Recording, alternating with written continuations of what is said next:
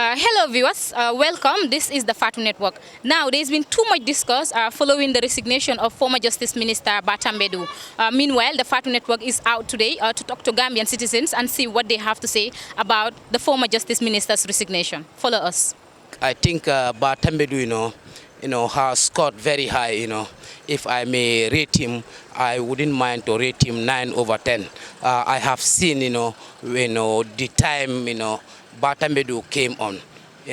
That is just, after the end of the former, dictatorial government. He come up, from nowhere because many Gambians did not know him, and then he come up and took one of the biggest position, in borough administration, and we cannot be, short-sighted, on the tendency and the order of the days, and then moving away from that, coming to another level. You need somebody who is definitely witty, and I think Ba has demonstrated his wittiness to the Gambian people. If you look at, some of the things, he has done, this is what that have been done in other countries that are moving away from dictatorship to democratic, governance. And then today, he has, proudly, he has established, the Truth, Reconciliations and Reparations Commission. He has created and established the Constitutional Review Commission, the security sector reform, which was very, very crucial. We all know it was with the office of the Vice President. We went to an extent it could not go. Even the European Union threatened to lessen their support for that program. But immediately it comes back to the Justice Ministry. Ba is able to carry on with the process. We have seen them. They have just completed, the national, consultations, meeting with various security chiefs, knowing their problems. The documents also are already there. The security, sector, policy documents are already there. The National Security Council, documents have already been done. So the TRRC, which is one of the biggest achievements, if I may say, on the part of Ba, the TRRC, there are a lot of, astonishing revelations, horrendous crimes that were, covered here. Nobody knew about some of these things. Nobody knew about, how Jammeh, and his, small, group of cartels, were able, to subjugate the Gambians and meted all sort of, hardship on them. Torture, imprisonment, death, among others. We have heard the testimonies. Nobody knew about it. Nobody talked about it. That was the environment. Look at the media. Just yesterday, the media bill was, on the review at the National Assembly. We have seen, the environment. It's a totally different environment from during the time of Jammeh, when, every, 1 month or 2 months you must hear one journalist, is gone for exile. One has been arrested, prosecution, even killing. Dera Haidara was blatantly, killed in this country. And it is the commission that was established by Ba, that resulted, to the uncovering of some of these heinous crimes that were committed here. You look at the Jammeh Commission. Gambians are able to know, the source of Jammeh's income. We all know, we have been speculating, everybody was wondering where Jammeh was making his wealth. Is it national wealth? Is it his own wealth? But today, every Gambian knew that he was looting from the coffers. And then, as matters are going, over 1.1 billion has been recovered from some of those stolen assets. And then, during his farewell, speech that he just delivered last week, he did mention that, all these, establishments and institutions he created are here for the Gambians. So now the onus lies on the people who are going to take it from there. Nobody in a governance, in a democratic government, no single person can complete a job. For me, definitely it's what many were expecting, due to the fact that, especially when the M.A. Karafi appealed their case at the appeal court, and the court definitely gave a ruling that they did not have the mandate to sell the properties of the former president and his associates. That definitely was, I can say, giving somebody to suck a lollipop, then after that you hit them with the same stick. So I definitely felt the pressure on him and things that already transpired, it's damage beyond repair. So I foresee that he will definitely excuse himself. So you are basically saying that it's actually because of the damage he caused that's pushed him to resign? Not quite exactly, because what we're getting from the social media is he has another appointment.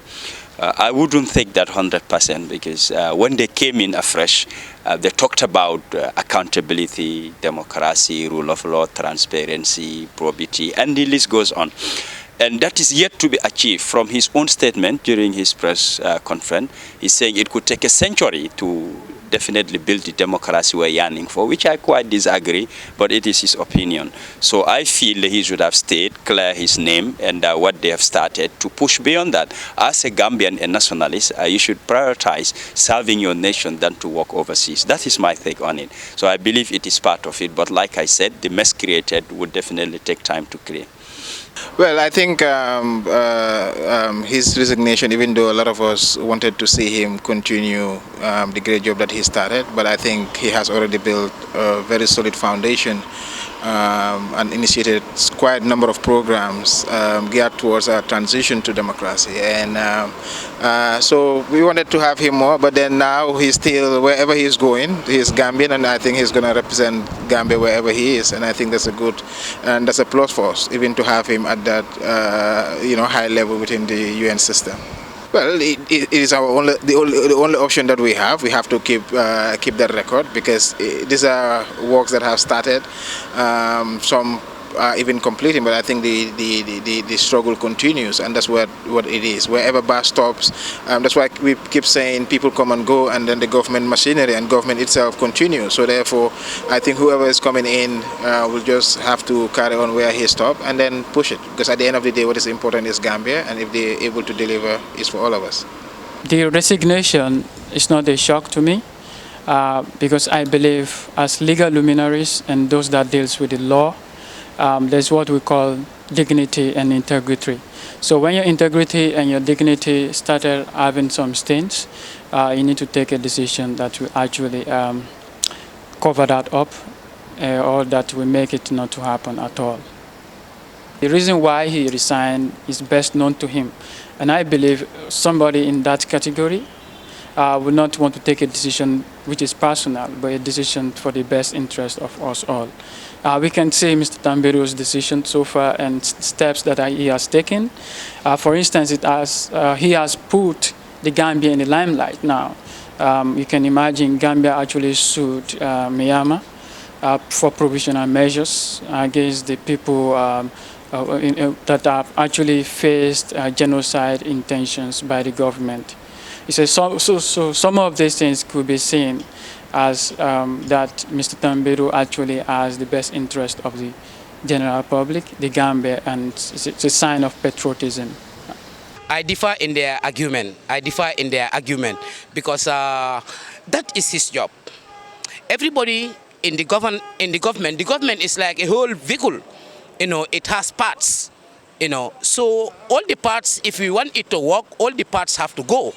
All the four wheels have to steer at the same time. Three cannot go. So we will be good. And then that is his duty.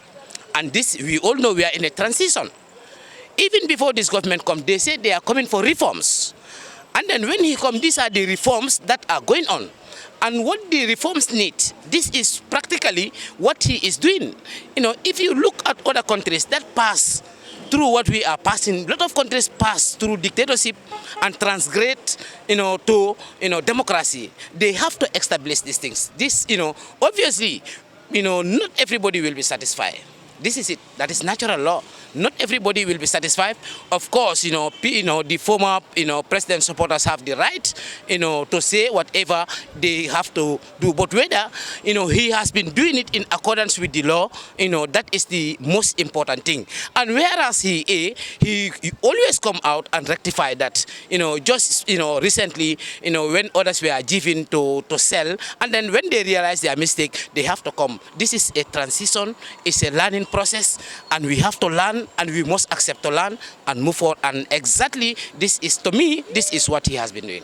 While some are of the opinion that our former Justice Minister Batambedu did not do well as it was expected of him in his position as Justice Minister, some are of the opinion that Ba actually did a great job if you look at the justice system of the Gambia today compared to that of the former regime. Fatou Kamara reporting for the Fatou Network News Review.